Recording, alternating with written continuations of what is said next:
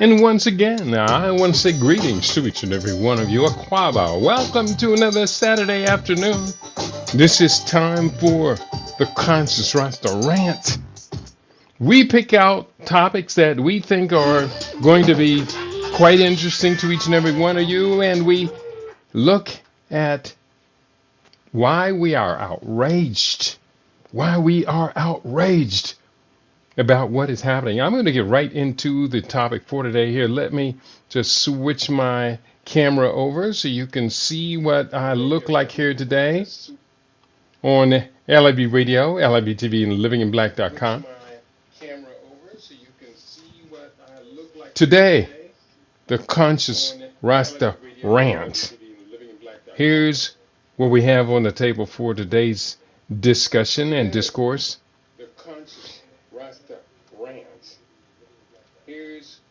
The topic is diabetes and cognitive disease connections. Today on Alibi Radio, this podcast delves into the complex relationship between type 2 diabetes, type 3 diabetes, and dementia. I said type 2 and type 3. Shedding light on the latest research and insights, hosted by your brother, the Conscious Rasta, aka the brother from the future. We have been doing a lot of in-depth discussions here on LIB Radio using cutting-edge research from verified sources, from clinicians, peer-reviewed journals, all towards the aim of how our lifestyle habits and our deliberate health-centered actions ultimately result in the conditions and the outcomes that we would deem best for our personal well-being, longevity, and high performance. So let's go into the topic. Key takeaways from today's discussion include shared risk factors. Diabetes and dementia share common genetic and environmental risk factors, including diet, weight, insulin resistance, metabolic syndrome, chronic inflammation, and oxidative stress. We will be talking about insulin resistance. We talked about diabetes type 2, but insulin resistance in the brain is referred to as diabetes type 3 and increasingly has been associated with the onset of Alzheimer's, ALS, Parkinson's, dementia, cognitive disorders. Insulin resistance in the brain can lead to the development of these diseases, highlighting the absolute importance of targeting insulin resistance in the whole of the body. And of course, you understand that insulin resistance throughout the body, and especially in the brain, is directly related to nutrition. In a sugar-obsessed society, quite simply, we can do better than what we have been doing. And don't expect the TV commercials, the food processors, the corporations selling us chemicals masquerading as food, and the regulatory agencies, don't expect them to do much better, if any better at all, than what they have been doing since the 1970s, when we've seen multiple malnutrition-related disorders and diseases rising to epidemic levels across this country. Key takeaways for today's discussion: the age of onset matters. And those of us who are maturing now, moving into the latter stages of the middle stages of life, have got to have a program. We got to have a plan. That's why you tune in to LIB Radio. We talk about plans for you and I to enjoy healthy lifespan, longevity, and high cognitive function well beyond 100 years of age. So we'll be talking about aging of onset matters. Age of onset matters. Research suggests that the age of onset of diabetes is a critical factor in determining the risk of developing dementia. Earlier onset of diabetes is associated with a higher risk of dementia. And that naturally follows especially when we look at the overwhelming majority of cases, especially type 2 diabetes mellitus, adult onset diabetes, that the same risk factors that lead you to that disease disorder are the same risk factors that put you in the category of high risk or higher incidence of cognitive diseases. And as I say often, we can do better than that. We're also going to be talking about what they are calling a precision health approach. And of course, anytime you see these words, precision health, it generally means drug-centered therapies, targeted treatments, and pharmaceutical interventions can be developed to reduce the impact of cognitive decline and dementia in older adults with type 2 diabetes, emphasizing their need for a, quote, precision health approach. Now, we say it here, we say it again, we say it so many times. Metabolic syndrome diseases are generally caused by lifestyle and lack of wellness strategies. These metabolic syndrome diseases include overweight, obesity, same thing. Abdominal obesity, also known as visceral adiposity. High levels of triglycerides in the blood. An imbalance in the blood lipid ratios between the low density and high density lipoprotein. Hypertension, also known as high blood pressure. High blood sugar, also known as glycemia. We're going to be talking extensively about glycemia or hyperglycemia and diabetes or adult onset diabetes. We're going to talk a lot about that today. But these metabolic syndrome diseases also include progressive nephropathy, your kidneys slowly losing their function. We'll be talking about the disruption to the gut microbiome. Very important part of our overall health, including mental health. We will be talking about cancer as a metabolic syndrome disease and disorder. Why do we say that? Because cancer is directly related to the oxygen carrying capacity of blood platelets and cellular energy production in the form of adenosine triphosphate, ATP, that is created in the mitochondria of our cells. And the last and most recent addition in my catalog of metabolic syndrome diseases is non-alcoholic fatty liver disease. All of these diseases of the metabolism, which is directly related to lifestyle, wellness, nutrition, malnutrition, and other controllable factors. So that is what's on the curriculum. That's what's on the table for today. I practically gave the whole presentation in just introducing the various topics, did I not? Some inquiries went out and some responses came back. What are the links between diabetes and cognitive diseases like dementia and Parkinson's? There are several established connections between diabetes and cognitive diseases. Point: increased risk. People with diabetes are at a higher risk of developing dementia and Parkinson's disease.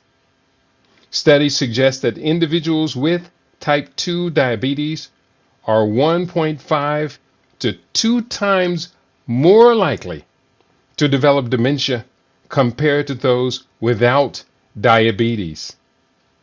Point: shared risk factors. Both diabetes and cognitive diseases share common risk factors such as age, hypertension, and hyperlipidemia. And hypertension and hyperlipidemia are both metabolic syndrome diseases. This overlap suggests that some similar underlying mechanisms contribute to the development of both conditions. I would say all 10 conditions if we're talking about metabolic syndrome. Point 3, insulin resistance and inflammation. Insulin resistance, a hallmark of diabetes, also contributes to inflammation and oxidative stress in the brain, increasing the risk of cognitive decline and neurodegenerative diseases like dementia and Parkinson's. Point 4, neuroprotective effects of certain diabetes medications now. They're finding some diabetes mechanisms, or medications, I should say, particularly those in the sodium glucose co-transporter 2, SGLT2 inhibitor class, have been found to have neuroprotective effects and may lower the risk of dementia and Parkinson's disease. And I don't know if metformin is considered to be that sodium glucose co-transporter 2 inhibitor, but I know metformin, among people who are studying longevity, they have come to determine that metformin has viable benefits as a facilitator of longevity, and metformin is, of course, designed to be a diabetes treatment drug.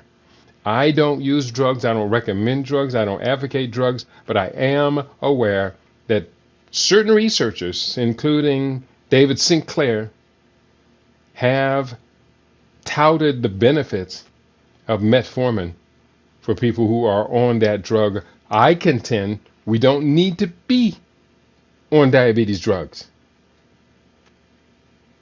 And I'm not going to start taking metformin despite the fact that I manage my sugar very well, naturally, thank you. I can find 106 other alternatives to promote longevity other than using metformin. 106 is the list of longevity factors and strategies in the book that I released last year, 100 plus lifespan.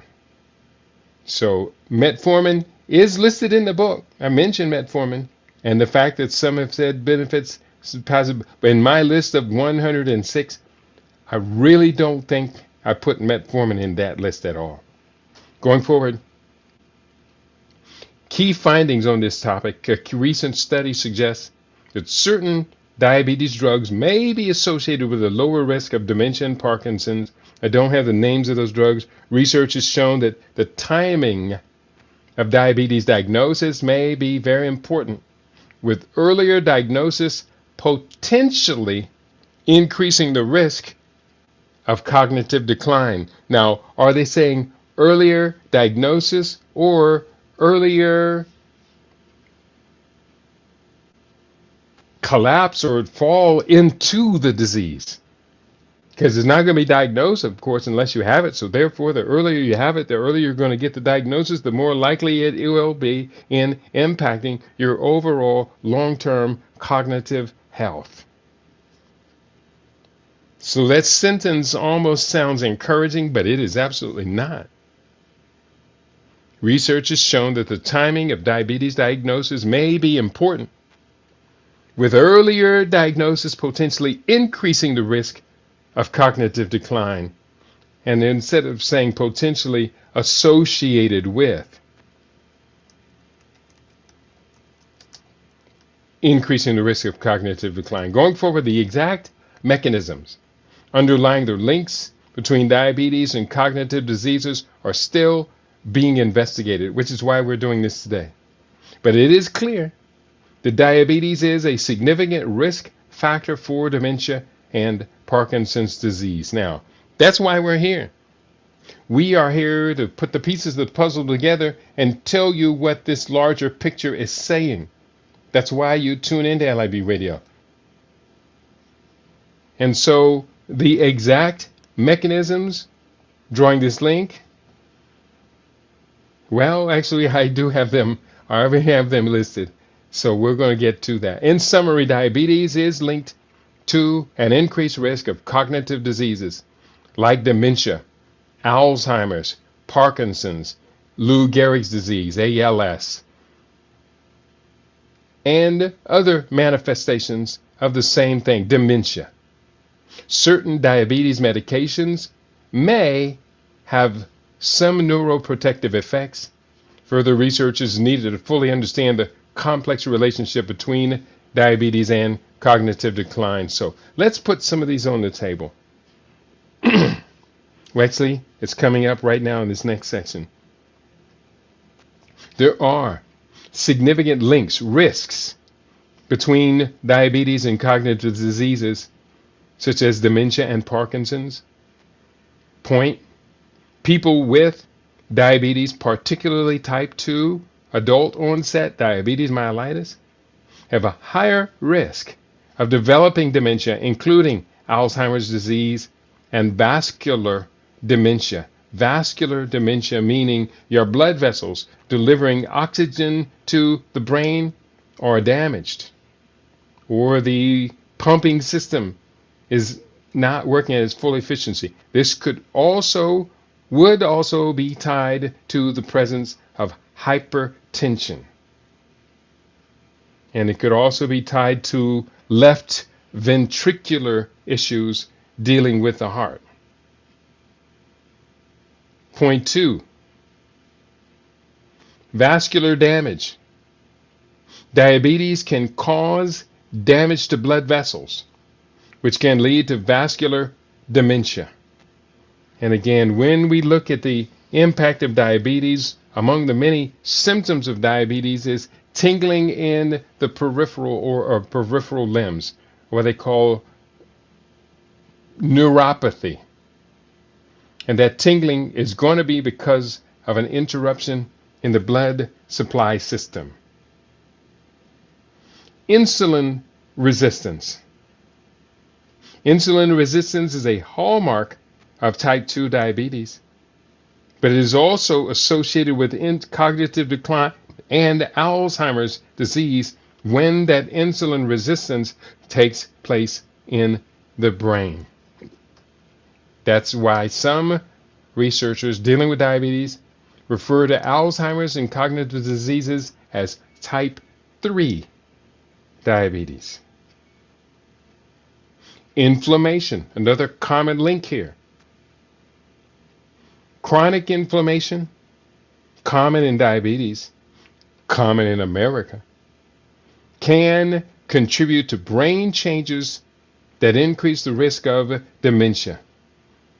And where it says it can contribute, we can safely say it does contribute. Chronic inflammation of the brain, very problematic with all brain function, including stroke, both cerebral and hemorrhagic stroke.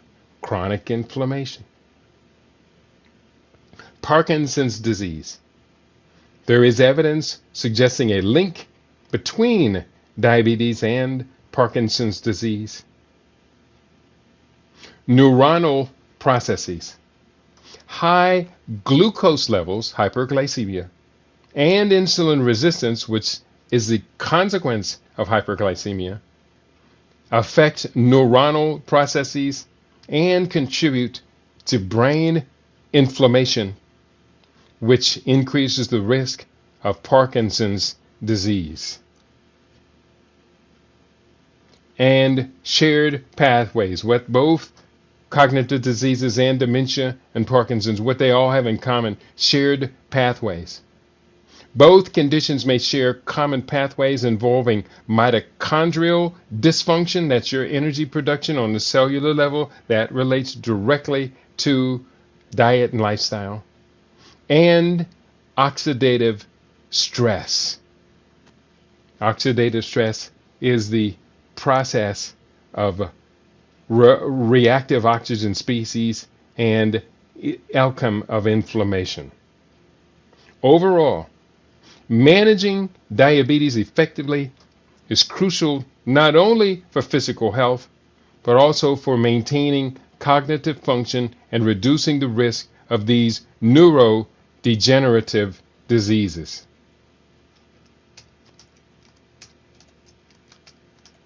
So here we are. We're on a roll. I hope you're finding this to be fascinating research. Let's keep going. Do we have more? Oh, I think I ran through everything I pulled out for today's research. And let me just double check, because I can make this a short program. I'm looking at my Rumble family right now. I have a pretty good sized group of people tuning in. You now, family, are you in the house? I don't see anybody showing up there right now, even though they could be there. And unless they make themselves known, I won't know that they're there. So, are we finished with today's topic? Let's begin to wrap it up.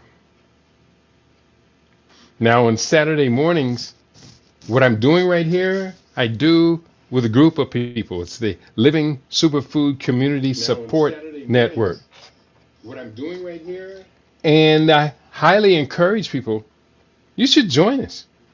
You should be a part of what we do, so we can constantly reinforce our knowledge, our working knowledge, our wisdom, constantly reinforce my strategic plans for keeping myself young and healthy, out of the reach of disease, out of the grasp of mental decline as I mature.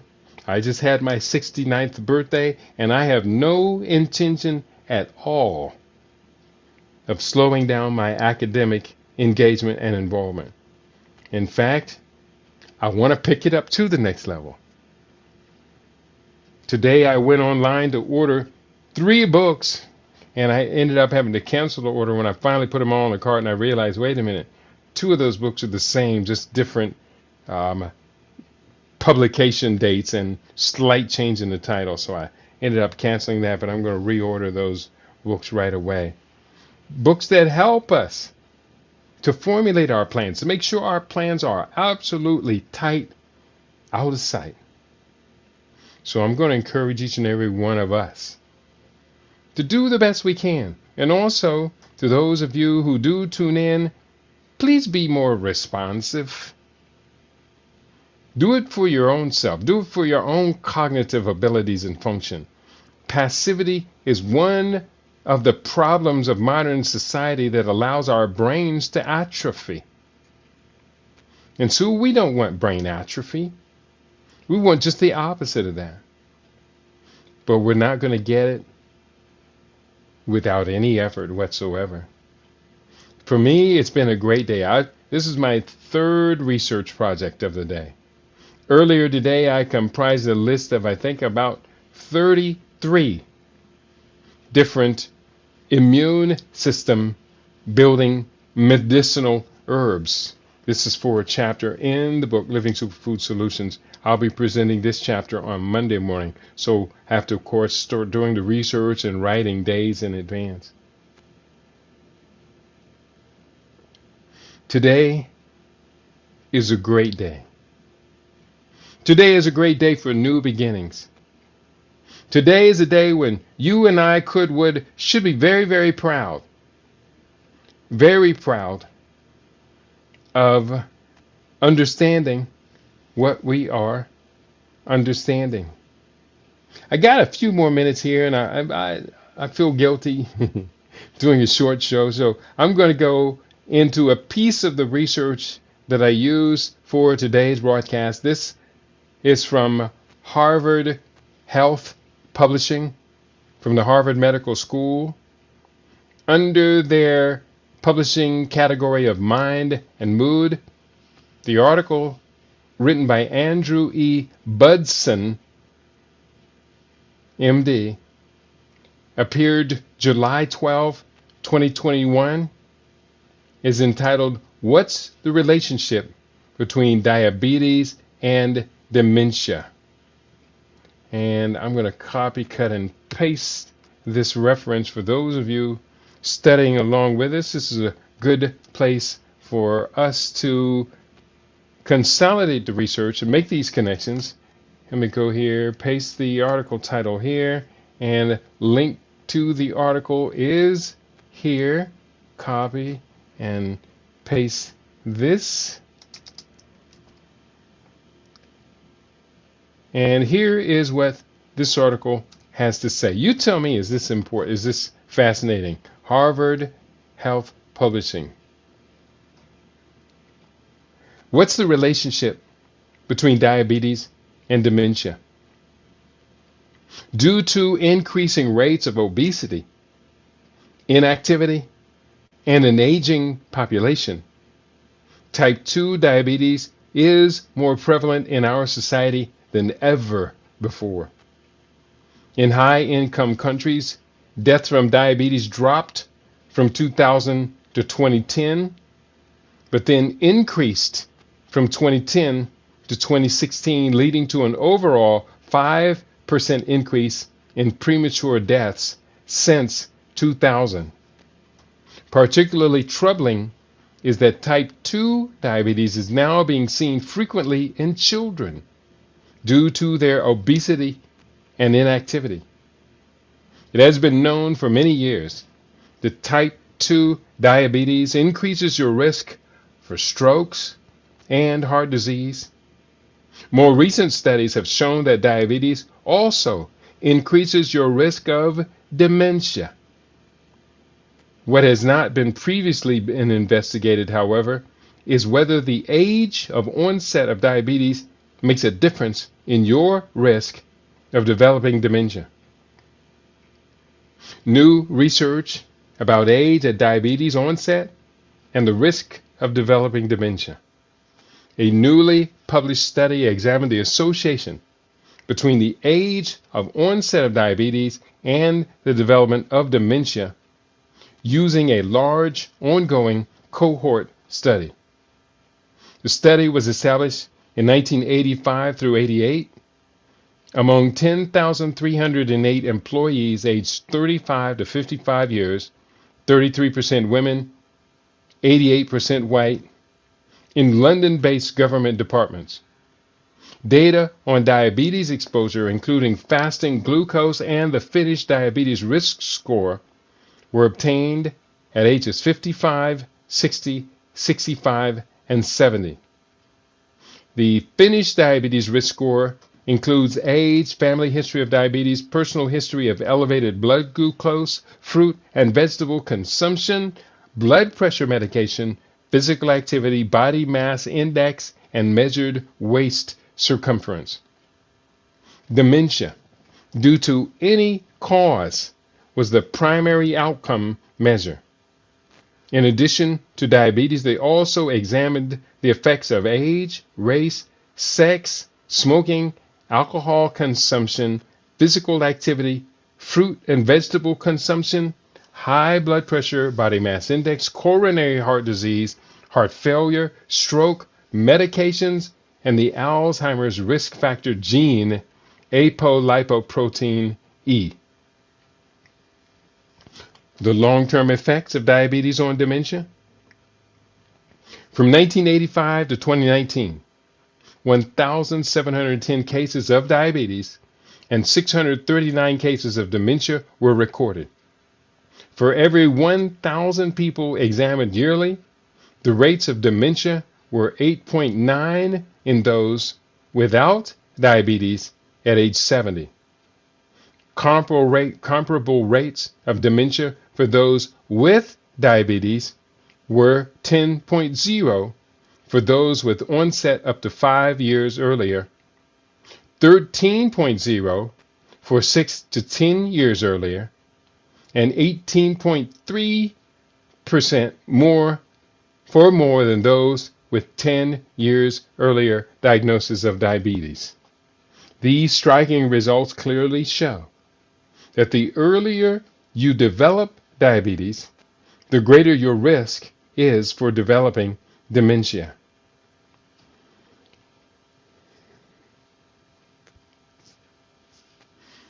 This reminds me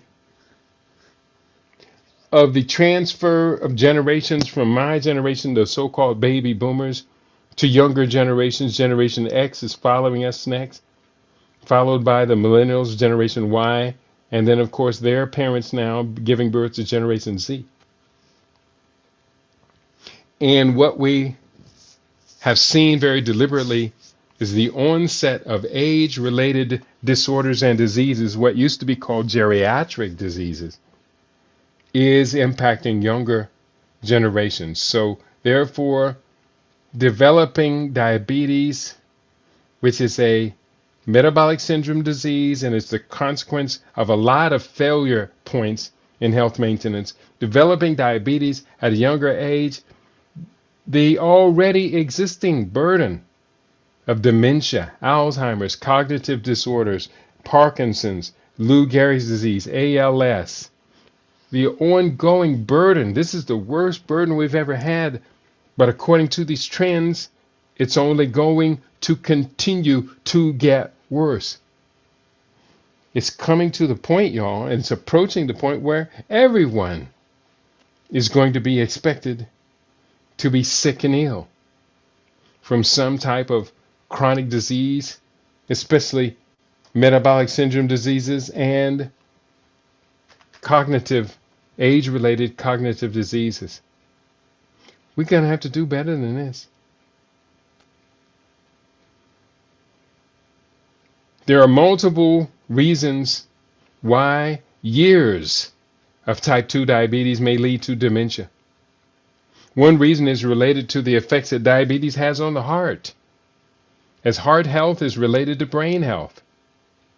Heart disease and elevated blood pressure are both associated with strokes that in turn can lead to dementia. However, strokes do not appear to be the complete answer, as some studies have found that diabetes led to an increased risk of dementia even when strokes were controlled for. Another factor relates to the episodes of hypoglycemia, low blood sugar, that commonly occur in diabetes. Although tight control of blood sugars has been proven to reduce the long-term risks of heart disease and strokes, tight control can also lead to hypoglycemia, memory loss, and dementia. Here the reason is more likely because low blood sugars are known to damage the hippocampus, the memory center of the brain. High amounts of hyperglycemia, high sugar, high fat, processed foods, all of these known to be refractory or injurious to the hippocampus, the center of memory and learning. But now we see that hypoglycemia, starving the cells of the glucose necessary for energy production, can also lead to these problems. Ultimately, that says it's about balance. It's about homeostasis. And we can live balanced without a whole lot of work. We just have to live inside of a natural order.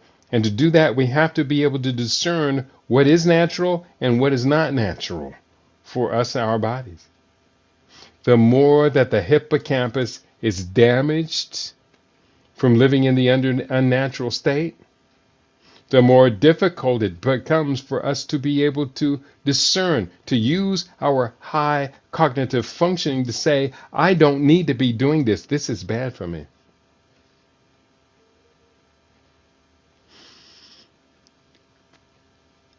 Let's keep going. One of the more intriguing hypotheses is that diabetes directly causes Alzheimer's disease. Indeed, Alzheimer's disease have even been called type 3 diabetes because of shared molecular and cellular features among diabetes and Alzheimer's. For example, insulin plays a critical role in the formation of amyloid plaques, and insulin is also involved in the phosphorylation of tau, which leads to neofibrillary tangles. In other words, whereas insulin resistance in the body can lead to type 2 diabetes, insulin resistance in the brain can lead to the plaques and tangles of Alzheimer's disease. Much of what I'm reading right now from this Harvard Health Review is appearing in the book. I have a chapter on diabetes. I have another chapter just completed on mental diseases and disorders, including neurological diseases. So we talk a lot about these fibrous tangles, these unnatural lipids, and these amyloid plaque buildups in the brain. And we talk a lot about how they all have directly manageable epigenetic or environmental contributors to it. You and I can control our environment and keep those things out of our body to the very best of our abilities. Reduce your risk of diabetes and dementia. The good news is that you can reduce your risk of type 2 diabetes and your risk of dementia. Speak with your doctor. Your doctor doesn't know much more than you do. Speak with your doctor today about whether the following lifestyle modifications would be right for you. Note that these life changes are helpful even if you have a diagnosis of diabetes or pre-diabetes. They include, point 1, engage in aerobic exercise at least 30 minutes each day, 5 days a week. By aerobic, they means speeds up your heartbeat and increases your aspiration. Aerobic, oxygen-based exercises, good for breathing. Point 2, eat a Mediterranean-style menu of foods unless you know of a better style than the Mediterranean style, which is what I call living superfood. So optimize your nutrition is what they're saying. 3, maintain a healthy body weight. This is why I use body mass index, and I try and use it every day. Right now, I got to replace the battery in my bathroom scale. But I get weighed every day, and I like it like that. Treat high blood pressure. And Keedy says, don't just treat high blood pressure. Eliminate, reverse, get rid of high blood pressure. Leave it behind. You don't have to be dragging that thing along with you on all them medications year after year after year after year. Every day running the risk that today would be the day my head explodes. Get rid of high blood pressure. High blood pressure, the longer you have it, the more it's going to cause a bunch of different disorders in your body, including malfunction of your left ventricular, the part of the heart that pumps fresh oxygenated blood to the brain and other body parts. Well, when the muscle walls thicken because of chronic high blood pressure and diabetes, then you are going to definitely notice it. You're going to feel it. It's going to make you tired. You won't be able to run. You won't have wind. And the other things that require high volume oxygen exchange will be becoming increasingly inaccessible to you. Come on, people. We don't got to live this way. We don't have to. If we choose to live this way, let's admit it is a choice. Otherwise, just don't do it. Treat high cholesterol. Beautiful thing about high cholesterol is, or what they call high cholesterol, is that it's resolvable this week. Now, today's Saturday, so this week is almost over. But within the next 7 days, why not get rid of this thing for which they want to prescribe you drugs for life? Why not get rid of it this week? Using food as nature's most perfect medicine. And last on this list of preventive measures we can do, don't smoke. No explanation needed. We can do better than that. And now we have reason to do better. It did mention, there was one part of the article I mentioned that pointed to the fact about Alzheimer's disease. Is Alzheimer's disease a type 3 diabetes? A critical appraisal.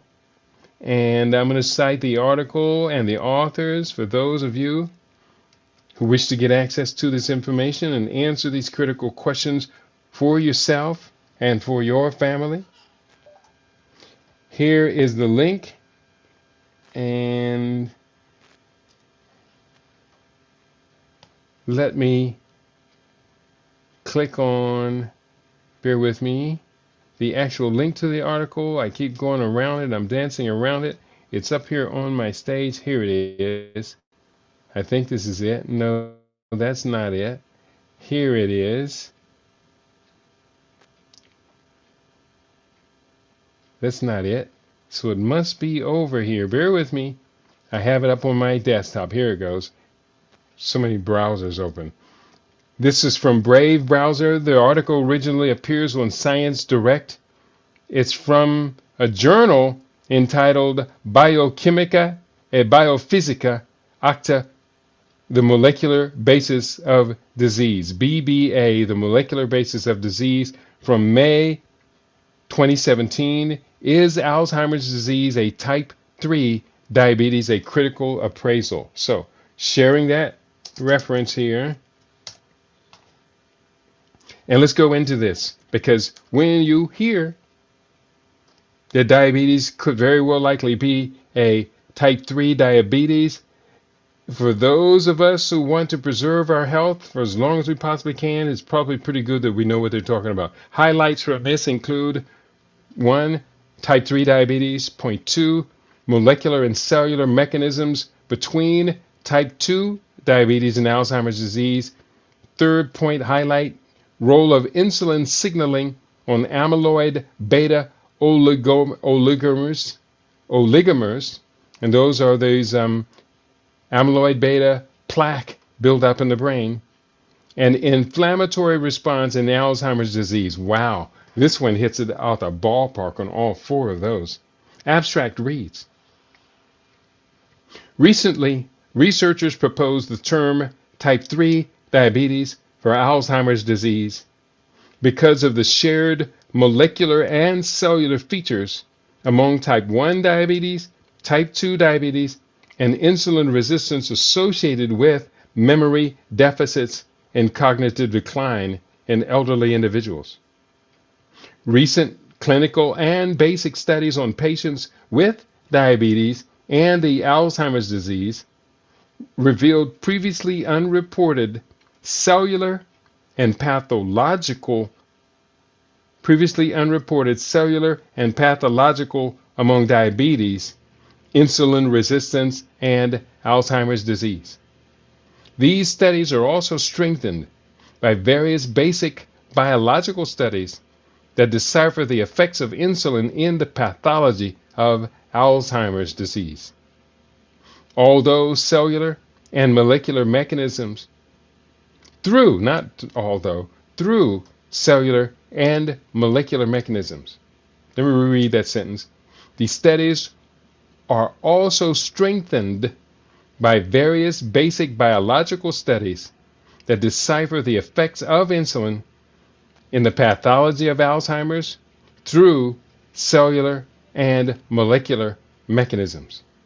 For instance, insulin is involved in the activation of glycogen synthase kinase 3 beta, which in turn causes phosphorylation of tau, which involve in the formation of neurofibrillary tangles. Tau neurofibrillary tangles. We do not want these happening in our brain. TAU, tau neurofibrillary tangles. These are polymer-like threads that start wrapping up in our brain. This is really bad stuff, people. Interesting. Insulin also plays a crucial role in the formation of amyloid plaques. In this review, we discuss significant shared mechanisms between Alzheimer's and diabetes, and we also provided therapeutic avenues for diabetes and Alzheimer's. This article is part of a special issue entitled Oxidative Stress and Mitochondrial Quality in diabetes/obesity and critical illness spectrum of diseases, edited by P. Hermanchandra Reddy. So the article goes on, and it's rather lengthy. It's got the introduction, which is going to overlap in the abstract. Got a lot of references, dozens and dozens and dozens and dozens. But let me just get to the conclusion paragraph. Conclusion and future directions. Tell you what, it's too technical to read. It's very technical. And I don't feel like stumbling and hurting my brain. And plus, I have a very limited audience. I want to thank you all for tuning in today. This is LIB Radio, LIB TV, livinginblack.com. This completes another great week of broadcasting. We did some really good shows this week. And we're glad to have you with us. Glad that you participate. We encourage each and every one of us to do the best we can with what we have. Always learning to do more as we access more, as we grow more, as we build more. We are a great people. We have a great destiny ahead of us. And we, quite simply, can be proud of ourselves for taking the time out to learn and study and grow and build and grow and study and learn some more about the critical issues affecting our time, affecting our people, for this generation and for future generations. So on that note, I want to thank you all for tuning in today. You've been tuned into your favorite. We aim to be your favorite. We are LIB Radio, LIB TV. We are living in black.com. So what did I say? What do we say? Let's go ahead and wrap it up for today. Was a good day. Didn't even have to use my AK, as Ice Cube would say, and found some really good research for further studies here. And I'm just right now in the background, just kind of tripping around, fumbling around, trying to save this article that I just found. I read you the abstract, but the article is so much longer. On LIB Radio, LIB TV, we are on livinginblack.com. Tell your friends to tell their friends we have our own now. And we are building real solutions to the challenges of the day, challenges of the era. We are livinginblack.com. Peace and prosperity to each and every one of you.